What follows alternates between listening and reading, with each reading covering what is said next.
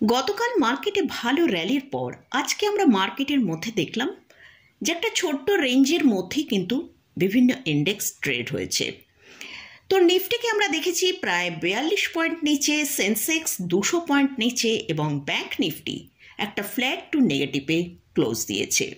কিন্তু mid cap এবং small cap ইন্ডেক্সের মধ্যে দেখলাম আমরা কিন্তু খুব ভালো একটা বাই এসেছে। মিড ক্যাপ ইন্ডেক্স 529 পয়েন্ট এবং স্মল ক্যাপ ইন্ডেক্স 320 পয়েন্ট পজিটিভে ক্লোজ হয়েছে। তো আমরা বিগত বেশ কয়েকদিন ধরেই দেখছি মিড ক্যাপ এবং স্মল ক্যাপ ইন্ডেক্সের মধ্যে ভালো বাই হচ্ছে। তো সেটা নিয়েই আজকের ভিডিওয়ে আলোচনা করব। এছাড়াও কয়েকটা স্টক সম্পর্কে আপনারা আলোচনা করার জন্য রিকোয়েস্ট করেছেন, তো তার মধ্যে থেকেই 4টে স্টক নিয়ে আজকের ভিডিওয়ে আলোচনা করব। চলুন তাহলে ভিডিওটা শুরু করা যাক। ভিডিও শুরু করার আগে বলি, চ্যানেলে যদি ফার্স্ট টাইম ভিজিট করে থাকেন তাহলে অবশ্যই চ্যানেলটা সাবস্ক্রাইব করে নেবেন আর পাশে থাকা বেল আইকনটা প্রেস করে রাখবেন। আমি ভিডিও আপলোড করার সাথে সাথে আপনাদের কাছে ভিডিওটা পৌঁছে যাবে। আর ভিডিওটা ভালো লাগলে অবশ্যই লাইক এবং শেয়ার করতে ভুলবেন না। তো ভিডিও শুরু করার আগে বলি, আমার অনেক ভিউয়ার্সরা জিজ্ঞাসা করছেন মেম্বারশিপে জয়েন করলে কি ফেসিলিটি আছে এবং 1 বছরের জন্য এই মেম্বারশিপ নেওয়া যাবে কি না, বিভিন্ন রকম প্রশ্ন তারা করছেন। তো প্রথমে আসছে যারা মেম্বারশিপে জয়েন করতে চাইছেন, কি কি ফেসিলিটি আছে জিজ্ঞাসা করেছেন, তাদের উদ্দেশ্যে বলি। পার মান্থ 29 রুপিস পে করে এখানে মেম্বারশিপ নেওয়া যেতে পারে।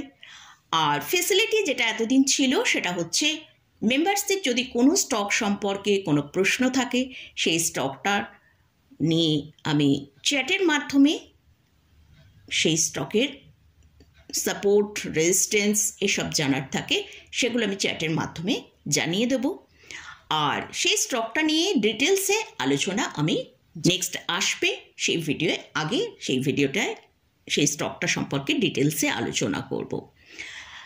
যেহেতু আমার এই চ্যানেলে মেম্বার্সের সংখ্যা খুবই কম, তাই কিন্তু আমি আলাদা করে কোনো ভিডিও বা শর্টস আমি চ্যানেলে পোস্ট করিনি। তো যদি মেম্বারশিপের সংখ্যা 10 থেকে 15 এরকম একটা সংখ্যা হয় তাহলে আমি চেষ্টা করব উইকলি একটা করে শর্টস আপনাদের সাথে মেম্বার্সদের জন্য শেয়ার করব। এখানে আরও একটা কথা বলে রাখি, আমি যেমন আমার ভিডিওগুলো, লং ভিডিওগুলো আপনাদের সাথে শেয়ার করি অফলাইনে, সেরকম অফলাইনেই কিন্তু আমি শর্টস ভিডিওটাও মেম্বার্সের জন্য শেয়ার করব। আর যারা বলছেন যে 1 বছরের জন্য এখানে সাবস্ক্রিপশানটা নেওয়া যাবে কিনা, দেখুন সেটা নিয়ে আমি কিন্তু ডিটেলসে কিছু বলতে পারবো না, কারণ আমি এই বিষয়টা খুব একটা কিছু জানি না। তো আপনারা একবার অনলাইনে সার্চ করে নিতে পারেন। তো এবারে মেন ভিডিওয়ে আসছি। তো আজকে আমরা মার্কেটের মধ্যে যেটা দেখতে পেলাম, নিফটি একটা ছোট্ট রেঞ্জের মধ্যে ট্রেড করেছে।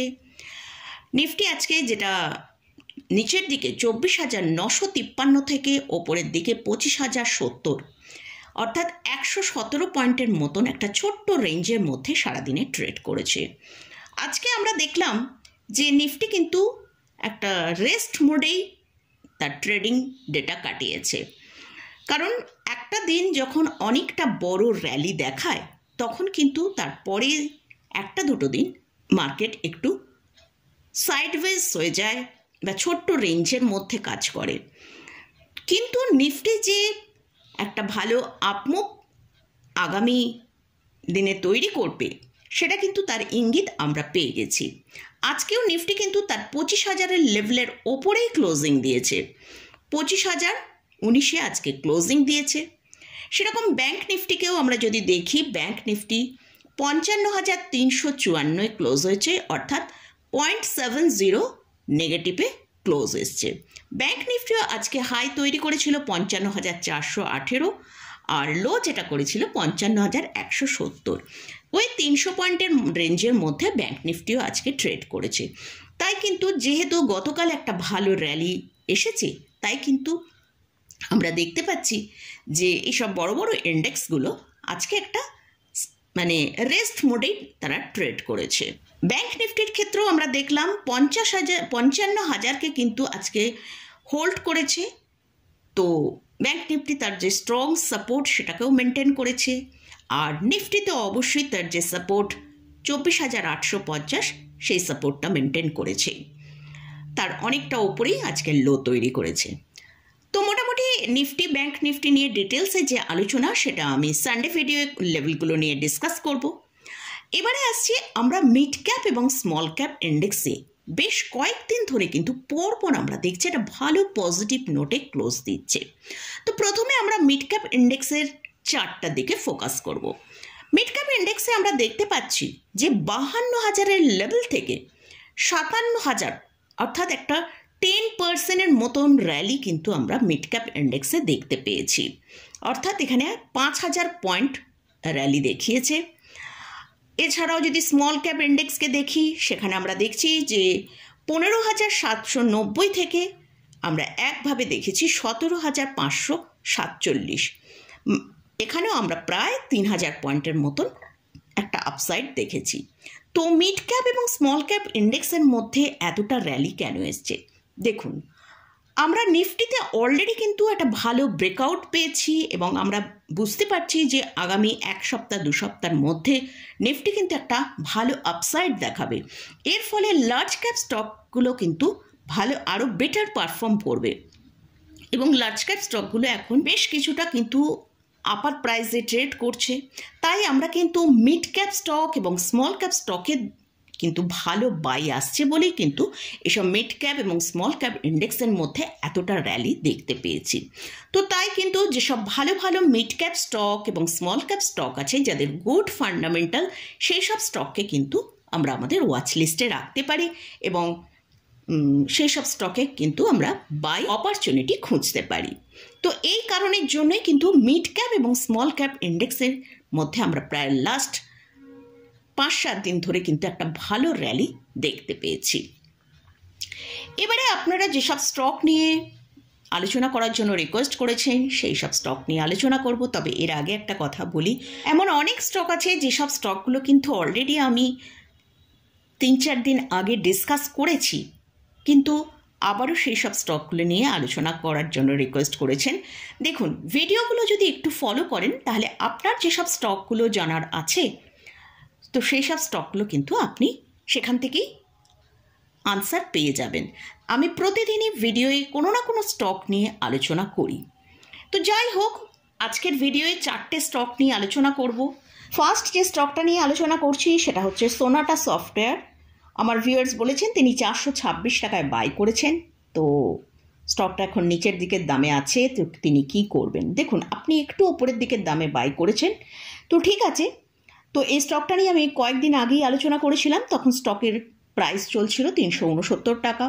তো আমি ধরছি যে এই স্টকটাকে আপনি শর্ট টার্ম ট্রেডিং পারপাসের জন্য বাই করেছেন, তাহলে অবশ্যই কিন্তু আপনার স্টপ লসকে, যেমন যেমন স্টকটা ওপরের দিকে যাচ্ছে আপনার স্টপ লসকে ট্রেল করতে করতে ওপরের দিকে নিয়ে যান। আর স্টকের এখন কারেন্ট প্রাইস চলছে 400 টাকার কাছে। আর স্টকের জন্য এখন যেটা শর্ট টার্মের সাপোর্ট রয়েছে সেটা হচ্ছে 370 থেকে 380 টাকা। যদি এই সাপোর্টটা মেনটেন করতে পারে তাহলে স্টকটাকে আমরা ওপরের দিকে 465 থেকে 490 টাকা পর্যন্ত একটা আপসাইড দেখতে পারি। তবে স্টকের ফান্ডামেন্টাল ঠিকঠাকই রয়েছে। যারা পোর্টফোলিও লং টার্মের জন্য এই স্টককে হোল্ড করছেন অবশ্যই হোল্ড করতে পারেন। নেক্সট যে স্টকটা নিয়ে আলোচনা করছি সেটা হচ্ছে সাহাস্রা ইলেকট্রনিক্স। এই স্টকটায় আমার ভিউয়ার্স জানিয়েছেন তিনি এই স্টকে বাই করতে পারছেন না। একটু জানাতে বলেছে কেন তিনি বাই করতে পারছেন না। দেখুন, স্টকটা এখন সার্কিটের মধ্যে রয়েছে, যতক্ষণ এই সার্কিট ওপেন হচ্ছে ততক্ষণ কিন্তু এখানে বাই করা যাবে না। এই স্টকটা আমরা কিন্তু দেখতে পাচ্ছি যে বেশিরভাগ সময়ই সার্কিটের মধ্যে থাকে, মাঝে মধ্যে যখন সার্কিট ওপেন হয় সে সময় আপনি বাই করতে পারেন। নেক্সট যে স্টকটা নিয়ে আলোচনা করছি সেটা হচ্ছে কোচিন শিপইয়ার্ড। স্টকের কারেন্ট প্রাইস চলছে 2018 টাকা। এই কোম্পানি ডিফেন্স সেক্টরে বিলং করে। ডিফেন্স সেক্টর কিন্তু খুব ভালো পারফর্ম অলরেডি করেছে এবং আগামী দিনে আরও ভালো পারফর্ম করবে। তাই ডিফেন্স সেক্টরে যখনই ছোটোখাটো কোনো ডিপ আসবে সেখানে কিন্তু ডিফেন্স সেক্টরের স্টক বাই করা যেতে পারে। তো যাই হোক, এই স্টকটা লাস্ট 5 দিনে 33% আপসাইড দেখিয়েছে। এই স্টকের জন্য যেটা শর্ট টার্ম যে সাপোর্টটা রয়েছে সেটা হচ্ছে 1960 টাকা, আর ওপরের দিকে যে রেজিস্ট্যান্সটা আছে সেটা হচ্ছে 2100 থেকে 2150 টাকা। যদি এই রেজিস্ট্যান্সকে পার করে সাস্টেন করতে পারে তাহলে স্টকটার মধ্যে আমরা ইমিডিয়েটলি 2300 টাকা পর্যন্ত টার্গেটে যেতে পারে। তবে অবশ্যই স্টকটা অলরেডি লোয়ার লেভেল থেকে অনেকটা কিন্তু বাউন্স করেছে, তাই অবশ্যই রেজিস্ট্যান্সের কাছাকাছি এলে ওয়াচে রাখতে হবে। সেরকম যদি রেজিস্ট্যান্সের ওপরে না যেতে পারে, শর্ট টার্মের জন্য যদি হয় তাহলে একবার প্রফিট বুকিং করাটা বেটার হবে। লাস্ট যে স্টকটা নিয়ে আলোচনা করছি সেটা হচ্ছে রেমন্ড। রেমন্ডের কারেন্ট প্রাইস চলছে 607 টাকা। এই স্টকটা কিন্তু এখন আপার সার্কিটে চলছে। স্টকটার তার সর্বোচ্চ যে হাই করেছিল সেখান থেকে 81% ডিপ দেখিয়েছে। তো এই স্টকের এখন সাপোর্ট আছে 514 টাকার কাছে।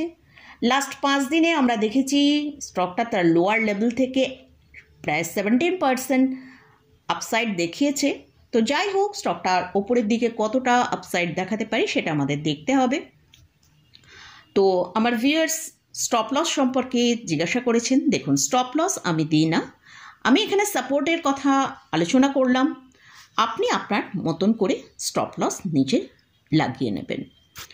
তো মোটামুটি এইসব স্টক এবং ইন্ডেক্স এবং মিড ক্যাপ এবং স্মল ক্যাপ স্টকে কেন এতটা র্যালি দেখতে পাচ্ছি সেসব নিয়ে ডিটেলসে আলোচনা করলাম। স্টকে বা ইন্ডেক্স নিয়ে যে আলোচনা করলাম এতে কিন্তু কোনো রকম কোনো বাই রেকমেন্ডেশন নেই। যদি কোথাও কোনো পজিশান নিতে চান তার আগে ভালো করে চার্ট অ্যানালিসিস করে নিয়ে তারপরই পজিশান নেবেন। তো মোটামুটি আজকের মতন ভিডিওটা এখানেই শেষ করছি। ভিডিওটা যদি ভালো লাগে অবশ্যই লাইক করবেন, শেয়ার করবেন, সাবস্ক্রাইব করবেন। ধন্যবাদ।